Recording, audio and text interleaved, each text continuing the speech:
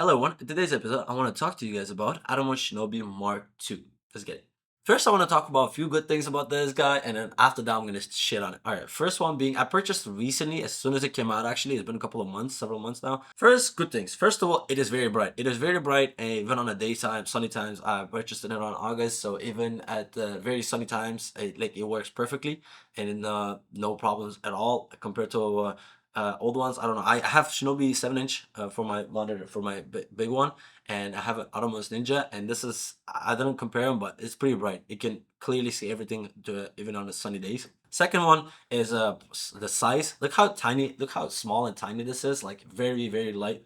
And if you person who uses a small cameras just want to have a one small rig, perfect. If you want to have a Ronin and a camera, monitor on the side, amazing. So those kind of things is perfect because it does the job. It does overheat, but I'll talk about that later. And the battery is supposed to say the big ones last for like a whole day. I don't usually use the big one because it kind of makes it super cumbersome, super uncomfortable. So I use the small one right here, and it's perfect for that one. Outside of that, same thing: headphone jack, remote thing, SD card, where you can actually upload your LUTs, one HDMI and one USB-C. One of the biggest things, obviously, the selling points were that you can control your camera. However, you can only control a certain amount of cameras. At the beginning, it was A7 IV, and a few other Canons and whatever. But after a lot of people complained, the whole point of it being like you can control your camera but not allowing most of the cameras to do it, they updated the firmware right away. So I did try to update it, but for some reason it didn't work. But I'll do it again and see how it goes. Yeah, outside of that, it is pretty much a like a regular monitor that does the job, and it's very versatile, very small, very tiny,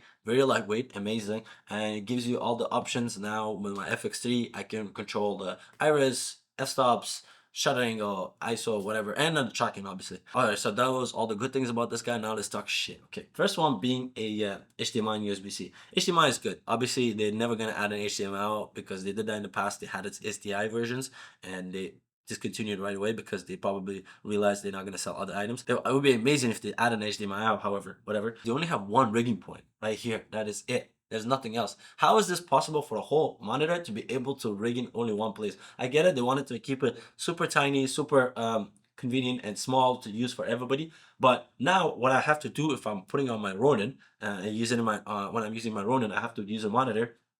I'll put it side. I'll put it this way. So I put it this guy top, and then I flip it every single time. And then when I want to use it for my handheld shots, I put it back and I flip it again. It is so annoying. Why can't you just?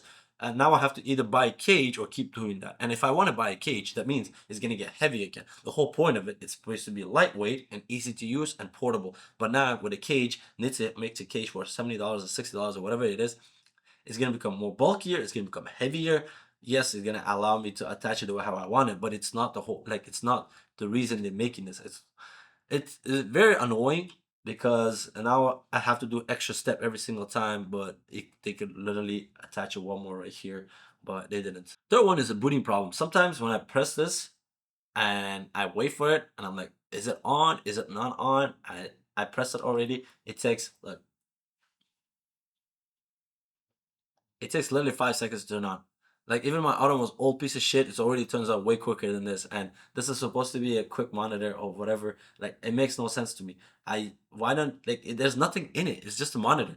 Just make it turn on quicker. And sometimes I forget that I pressed it because it takes so long to charge. I mean to turn on, and I'm like, oh, maybe I have to press it again, and I lock it. It happened to me so many times. I don't know if it happens to anybody else, but it happened to me so many times and it gets annoying. I feel like they can easily fix that with a firmware update. Maybe not. I don't know. Maybe I'm just talking shit, but personally, I don't like it. If you are new to this, if you have two options, either to spend $300 or $250 or even buy a used one, Shinobi Mark 1, or for $600, five whatever, buy this one, Mark 2, just get the first one. There's not much difference, trust me. You're not getting anything outrageously great for you to be able to like, oh, okay, I need this one really badly. Because I personally, even when I'm connected it to a my camera with my A7 IV, you don't use this whole tracking thing. I barely used it.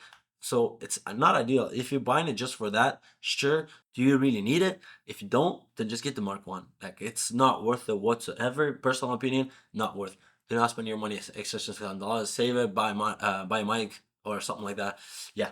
That's it. That's everything for today. Hopefully you guys enjoyed it. Hopefully you guys liked it. And if you guys did, as always, thumbs up if you liked it, thumbs up if you loved it, and I'll see you guys on the next episode.